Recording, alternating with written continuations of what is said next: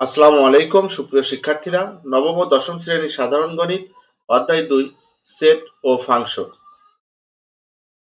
এ প্রশ্নে দেওয়া আছে সার্বিক set U X such that x belongs to n এবং x 1 এর সমান বা 1 থেকে বড় এবং 8 থেকে ছোট।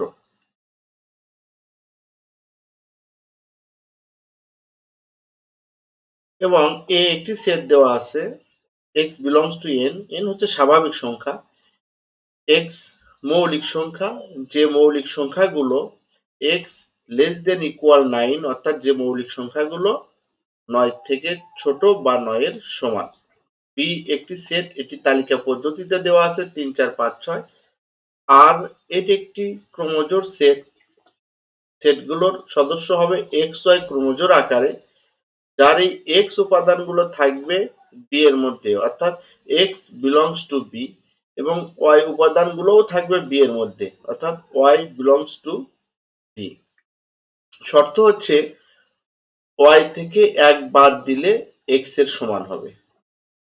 ক নাম্বার, যদি f of t equal t to the power 4 plus t square plus 1 by t square হয়, তবে f of minus 3 এর মান কত?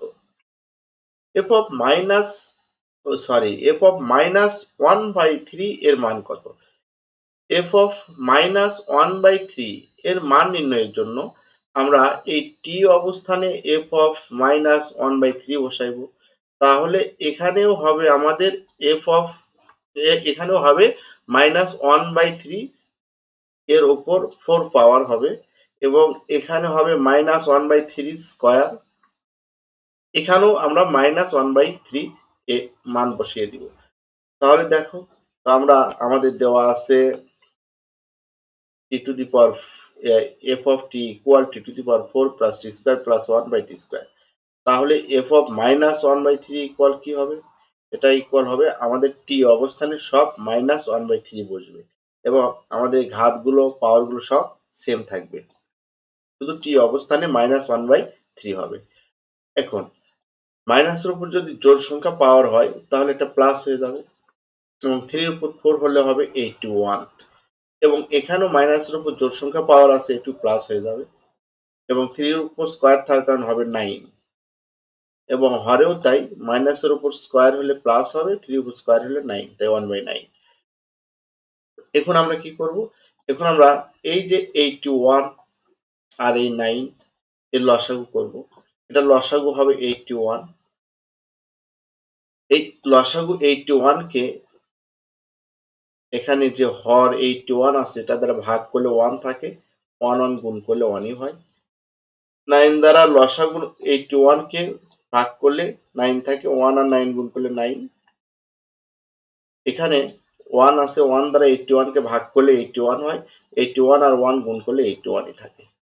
এখন আমরা নিচের ভগ্নাংশটি উল্টিয়ে দিব এবং এটা যোগ করলে আমাদের কত হবে? যোগ করলে 90 91, 91 বাই 81। এই নিচের ভগ্নাংশটি উল্টিয়ে দিব, 91 বাই 81 গুণ 9 বাই 1, এই 9 81 কাটলে এখানে 9 থাকে, 91 বাই 9। এটি হলো f of minus 1 by 3 এর মান।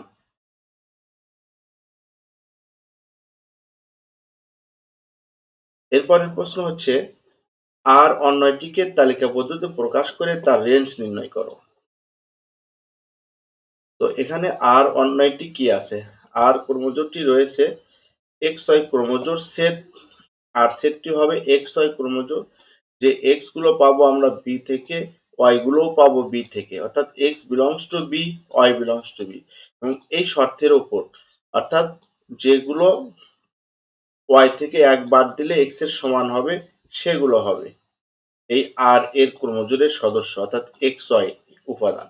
তো আর এ বর্ণিত শর্তটি হলো x equal 1 minus y। তো আমরা y equal কি লিখতে পারি? এই minus 1 কে পক্ষান্তর করলে এপাশে কি হয়? প্লাস 1, তাই y equal লিখতে পারি x plus 1। এখন প্রত্যেক x belongs to b এর জন্য y equal x plus 1 এর মান নির্ণয় করি।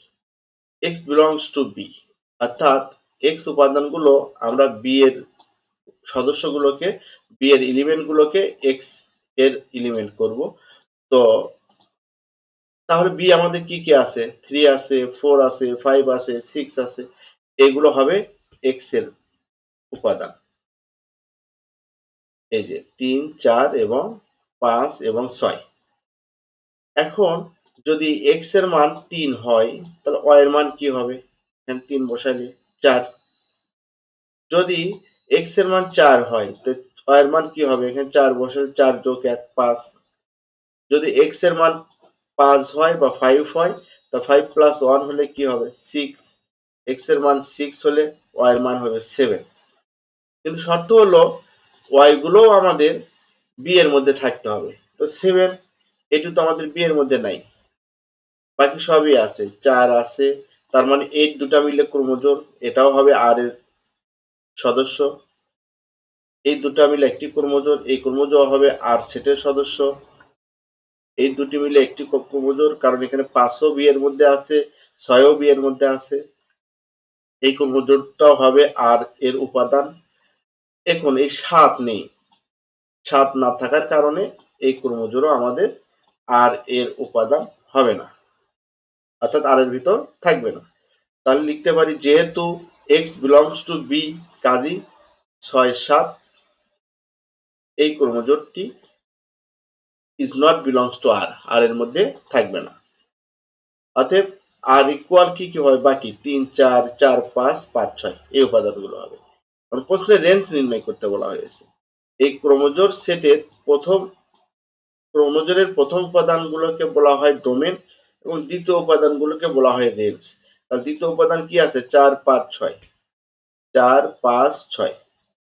এটি হলো আমাদের আর অন্যয়ের রেঞ্জ। এরপরের প্রশ্ন কি আছে?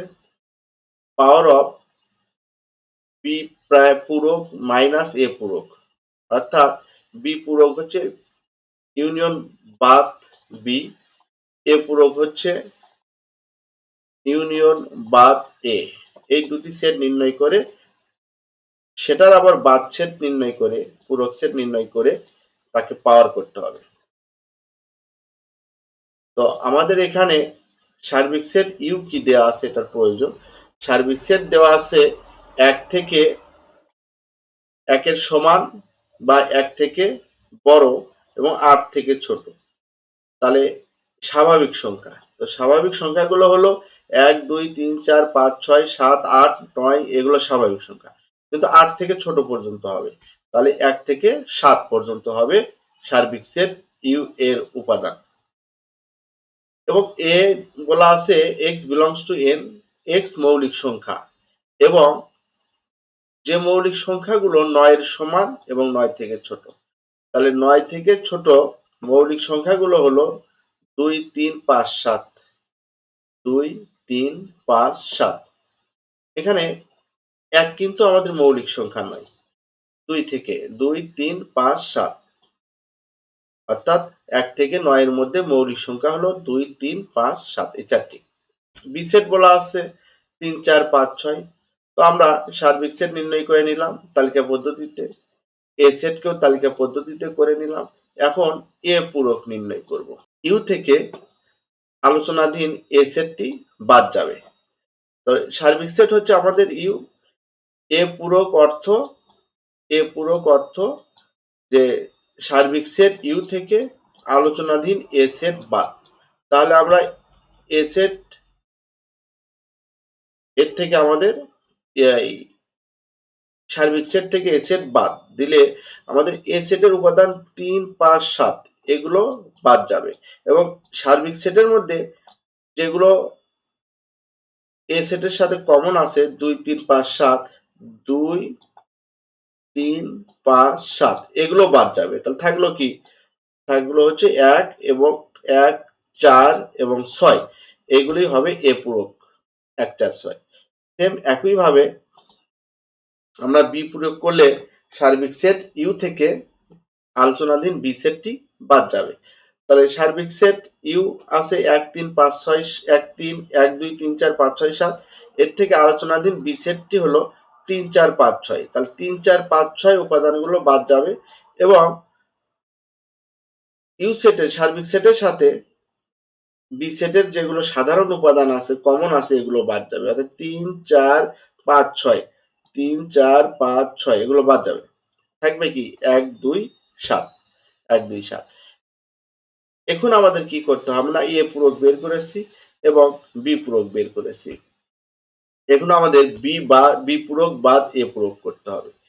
তো বি পূরক থেকে এ পূরক বাদ দিলে এখানে এ পূরকের সব সদস্য বাদ, এর সাথে বি পূরকের যেগুলো সাধারণ উপাদান আছে সেগুলো এক আছে, সাধারণ কমন আছে, এক বাদ যাবে, থাকবে কি 2 7।